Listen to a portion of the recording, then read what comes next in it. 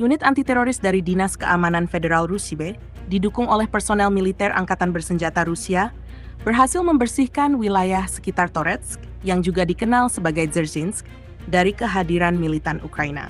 Operasi ini merupakan bagian dari langkah berkelanjutan untuk menetralisir kelompok bersenjata yang aktif di garis depan konflik.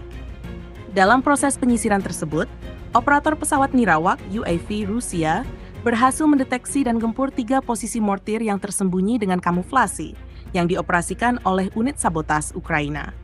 Posisi tersebut sebelumnya digunakan untuk melancarkan serangan ke pinggiran kota Toretsk. Tak hanya itu, jet tempur Rusia turut dikerahkan untuk melancarkan serangan udara presisi yang berhasil menghancurkan kendaraan militer Ukraina yang diduga hendak digunakan untuk rotasi pasukan di zona pertempuran. Keberhasilan operasi ini semakin memperkuat cengkeraman Rusia atas kawasan strategis di wilayah Donetsk, serta memberikan tekanan tambahan terhadap posisi-posisi Ukraina di sepanjang garis konflik. Pihak berwenang Rusia menegaskan bahwa operasi semacam ini akan terus dilanjutkan guna menjamin keamanan dan stabilitas di wilayah yang berada di bawah kendali Rusia.